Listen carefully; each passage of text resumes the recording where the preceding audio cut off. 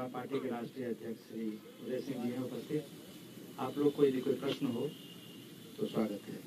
पहला प्रश्न ये है कि ऐसा कहा जा रहा था कि चुनाव छठ के बाद होगा, अगर छठ के पहले होता तो ज्यादा चांसेस होता कि जो युवा बाहर से आ रहे हैं उनके ज्यादातर जो जन स्वराज के वोटर्स होंगे वो बाहर ही क्यों, लेकिन अब तो छठ के बाद चुनाव है, तब तक तो लोग जा चुके होंगे वापस अपनी नौकरी में, तो जन स्वराज को कितना नुकसान होगा?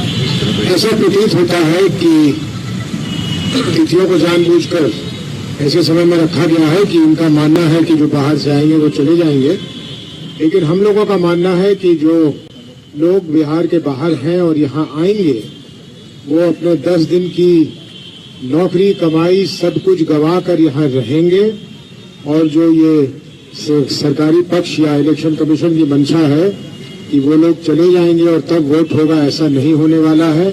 जो लोग यहाँ आएंगे, याद कीजिएगा कि ये वही लोग हैं जो कोविड के समय में पैदल और साइकिल पर चढ़ के अपने घर पहुंच गए थे। ये लोग बिहार से तब तक नहीं जाएंगे जब तक बिहार को बदलने में अपनी सहभागिता ये नहीं दर्ज कराते हैं।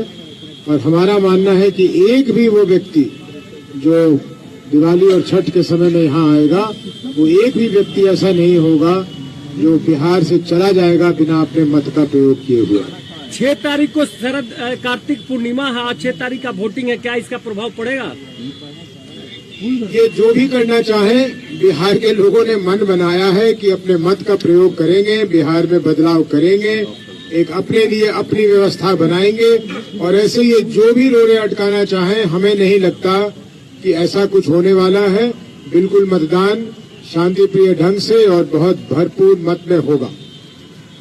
प्रशांत जी, चेहरे पे थोड़ा सा टेंशन तो दिख रहा है इस बार। एकदम टेंशन मुक्त हो गए। टेंशन 3 साल 3.5 साल जो विद्यार्थी पढ़ता है उसको ही परीक्षा से पहले टेंशन होता है। जो विद्यार्थी पढ़ता नहीं है उसको कोई टेंशन नहीं, उसको मालूम है कि पढ़े ना पढ़े हमको फेल ही होना। जो पढ़ता है वो आदमी टेंशन में रहता है कि भैया हम पढ़े हैं और हमारा परीक्षा अच्छा हो। मेरी समझ से आज बिहार के लोगों के राजनीतिक बंधुआ मजदूरी के खत्म होने का ऐलान हुआ है। ये चुनाव की तिथियों की घोषणा नहीं है, बिहार के बच्चों के भविष्य के सुधार की शुरुआत होने की तिथि की घोषणा है। क्योंकि इस बार बिहार जाति धर्म नाली गली मोदी नीतीश लालू प्रशांत किशोर के लिए नहीं, अपने अपने बच्चों के लिए वोट करेगा, अपने बच्चों के पढ़ाई और रोजगार के लिए वोट करेगा, बिहार में बदलाव के लिए वोट पड़ेगा, और उस शुरुआत के लिए वोट पड़ेगा जिस सपने को लेकर हम लोग यहाँ आए हैं कि आने वाले 10 साल में इस देश के 10 अग्रणी राज्यों में बिहार को शामिल कराएं। एक ऐसा भी दिन आए जब यूपी पंजाब हरियाणा गुजरात महाराष्ट्र से लोग बिहार में नौकरी मजदूरी करने आए, वैसी व्यवस्था बनाने के लिए वोट पड़ेगा। कोई कितना भी प्रयास कर ले, ये परिवर्तित होने वाला नहीं है। 2 चरणों में चुनाव की घोषणा बहुत बेहतर है। पहले जो बिहार में 4 चरण 5 चरण में जो चुनाव 2015 में हुआ था, पिछले बार चुनाव 3 चरणों में हुआ था, तो ये कहीं ना कहीं लोगों का मानना है ये कई चरण के जो चुनाव होते थे कि उस समय मोदी जी का जलवा होता था, और भाजपा के लोग कई चरणों में चुनाव इसलिए कराते थे ताकि ज्यादा से ज्यादा मोदी जी आए और प्रचार करें। ये ऐसी सोच रही है उनकी। मैं भी उस दल के साथ काम मैंने किया है और हम लोग जानते हैं, इसीलिए ऐसे 8-8 9-9 चरण में चुनाव कराए जाते थे कि ज्यादा से ज्यादा मोदी जी की सभाएं हो सके। अब कहीं ना कहीं भाजपा ने भी मान लिया है कि भैया मोदी जी कितना भी सभा कर ले उससे परिणाम बदलने वाला नहीं है, इससे अच्छा है भैया 2 ही चरण में कराकर खत्म करो। बिहार की जनता ने बदलाव का मन बना लिया है। ना नीतीश जी प्रचार कर सकते हैं, ना मोदी जी के आने से कुछ होने वाला है। बिहार में जिसको प्रचार करना था लोगों ने 2 साल 3 साल कर लिया, सुन लिया। अब अंतिम 1 महीने का प्रचार प्रसार का समय है। लोग एक बार उम्मीदवारों को देखेंगे और सही लोगों का चुनाव करेंगे। जनसुराज ही एकमात्र ऐसा दल है जो कह रहा है कैमरे पर कि मेरे भाई एक बार संकल्प लो, अपने बच्चों के लिए वोट दो, सही लोगों को जिता कर लाओ। अगर जनसुराज से भी गलत आदमी खड़ा हो जाए उसको भी हराओ।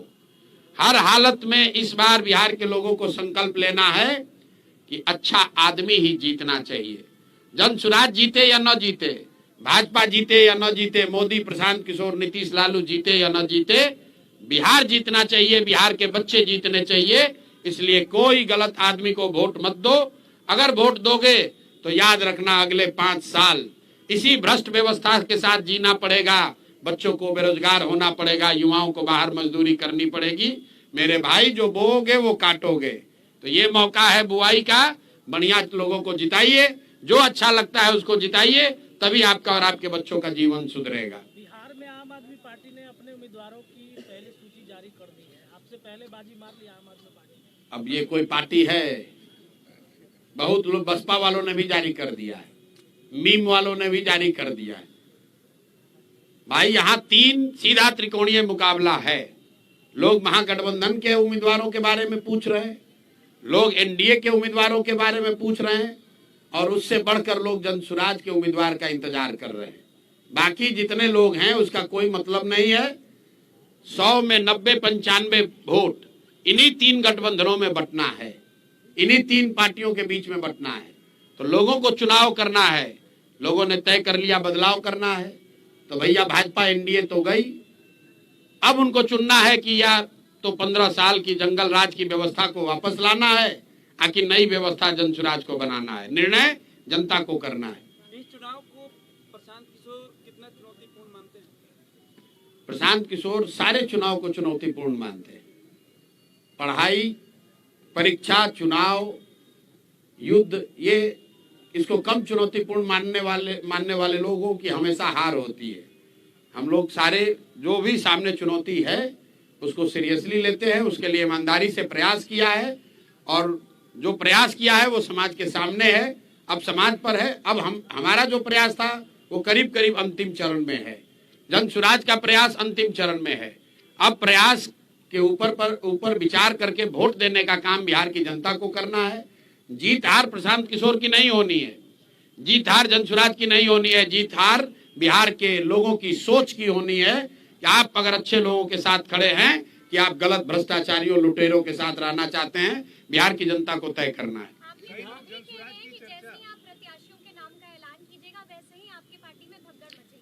भाई, ऐसा है, विरोधी पिछले 3 साल से कुछ न कुछ कहे ही जा रहे हैं। अरे देखिए कितना दिन पैदल चलेंगे, पैदल चलेंगे तो इनके साथ कोई नहीं आएगा। लोग आने लगा तो कहा अच्छा अभी आ रहा है, दल नहीं बनेगा।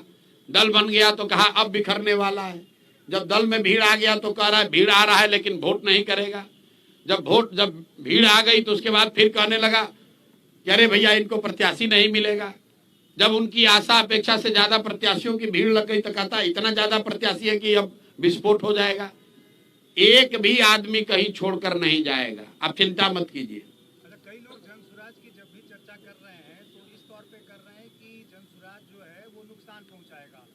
किसी खासतौर से पहले महागठबंधन की चर्चा हो रही थी, अब ज्यादा चर्चा इस बात की हो रही है कि एनडीए को नुकसान पहुंचाएगा। तो वाकई किसको नुकसान पहुंचाएगा? दोनों को नुकसान पहुंचाएगा।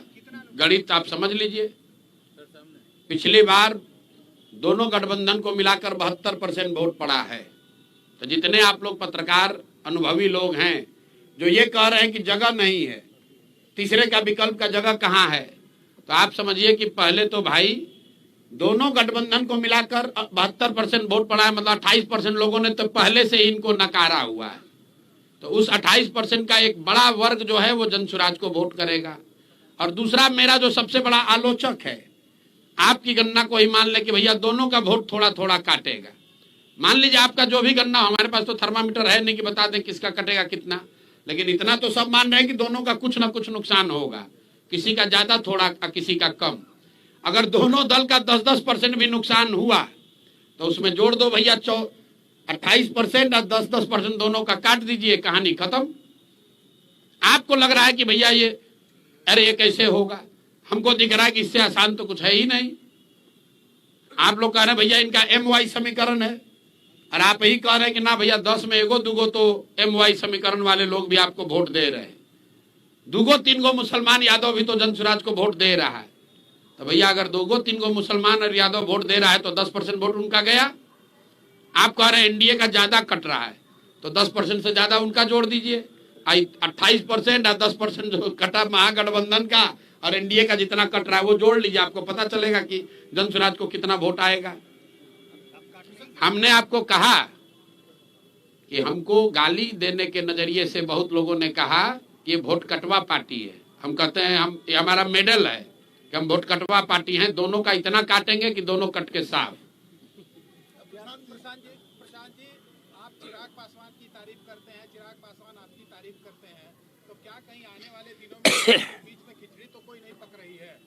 भाई हम लोग, मैं चावल दाल खाने वाला व्यक्ति हूँ, खिचड़ी खाने वाले लोग नहीं है। न खिचड़ी खाते हैं न खिचड़ी बनाते हैं। चिराग पासवान की एक बात के लिए हमने तारीफ हर समय की है, आज भी करता हूँ, कि चिराग जी विशुद्ध तौर पर बिहार में जाति और धर्म की राजनीति नहीं करते हैं। लेकिन इसके अलावा चिराग पासवान भाजपा के साथ लड़ रहे हैं। हमने कहा कि वो बिहार से राजनीति करते हैं, बिहार की राजनीति नहीं करते हैं। बिहार की बात करते हैं लेकिन बिहार की बात के लिए खड़े नहीं होते हैं। और अभी वो एनडीए में चुनाव लड़ेंगे तो हमारे आमने सामने चुनाव होगा। उनको 20 सीट मिलेगा कि 25 हम ये जानते नहीं है, लेकिन जितना भी मिलेगा उसमें तो सीधे उनसे और हम लोगों के प्रत्याशियों से मुकाबला होगा। तो समझौते की सवाल कहाँ है?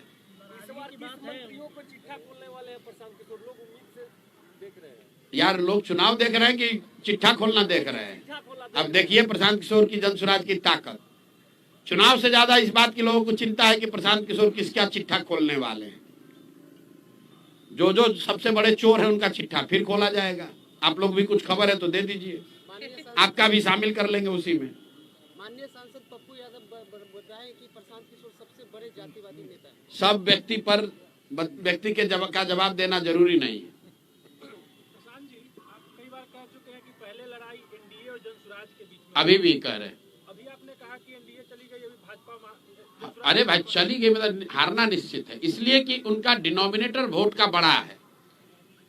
महागठबंधन जो है उसका टोटल वोट का टारगेट ही 30-35% है। जिस एमवाई समीकरण की आप बात करते हैं वो दोनों जोड़ दीजिएगा तो मैक्सिमम 35% वोट होता है। बाकी 65% मोर और लेस एनडीए के साथ पिछले 20 साल में रहा है। तो निश्चित तौर पर मुकाबला एनडीए से है। प्रधान जी, बिहार में जातीय राजनीति होती है, स्वीकार कोई नहीं करता। अभी बार-बार एमवाई समीकरण का हवाला देकर हम लोग बोल रहे हैं, तो क्या जनसुराज भी जातीय समीकरण का ख्याल रखेगी? जातीय समीकरण का ख्याल रखने का मतलब क्या है? हर पार्टी के पीछे कोई ना कोई समीकरण रहता है। जैसे बार-बार आरजेडी के हम लोगों ने समीकरण दिया है कि जो आधे हिंदू भाजपा के खिलाफ एनडीए के खिलाफ वोट कर रहे हैं, उन आधे हिंदुओं के साथ 20% जो मुसलमान हैं, उनका जो समीकरण है, सामाजिक राजनीतिक गठजोड़ है, वही जनसुराज का आधार है। अशोक चौधरी का चैप्टर क्लोज हो गया, ये भी और भी कुछ खुलासा करेंगे? थाना में सुने हैं पानी पिला पिला के मारना, सुने हैं? तो इनको पहले एक बार बोले तो ये एक कि 25 करोड़ में टिकट खरीदे हैं तो मानहानि का ही हमको नोटिस भेजे थे। फिर इन पर जब खुलासा हुआ ये फर्जी तरीके से प्रोफेसर बने हैं तो आप लोग के चैनल पर आकर बोले कि प्रशांत किशोर को सुप्रीम कोर्ट तक लड़ाएंगे। फिर इन पर जब 200 करोड़ के बेनामी संपत्ति का हुआ तो हमको 100 करोड़ का नोटिस भेजे। तो फिर हम बोल रहे हैं कि अभी आगे और करेंगे, तो बेचारे अब डर के मारे लिख कर कह रहे हैं कि ना न्यायालय में नहीं लड़ेंगे, अब जनता के अदालत में लड़ेंगे। तो पानी इनको पिला दिया। जो सुप्रीम कोर्ट में लड़ने का दावा कर रहा था वो डर के मारे कह रहा न्यायालय में नहीं, जनता के अदालत में लड़ेंगे। और जनता के अदालत में कहाँ कहीं चुनाव लड़ेंगे? तो पहले आप लोग अब पूछ लीजिए कि अगर अशोक चौधरी कहीं से चुनाव लड़ रहे हैं तो वो बता दीजिए, और नहीं लड़ेंगे तो सरेंडर कर दिए। आपका तय हो गया कहाँ से लड़ेंगे? हाँ बिल्कुल, अभी घोषित कर देंगे। अभी जब 9 तारीख को 9 तारीख, अरे तो हमारा अलग से नहीं ना घोषित होगा। 9 तारीख को लिस्ट जारी होगी तो उसमें आप देखिएगा कि कौन कहाँ से लड़ रहा है। सर, आपके हिसाब से ऐसा माना जाए कि आज प्रशांत किशोर का भी नाम हो सकता है, बिल्कुल हो सकता है।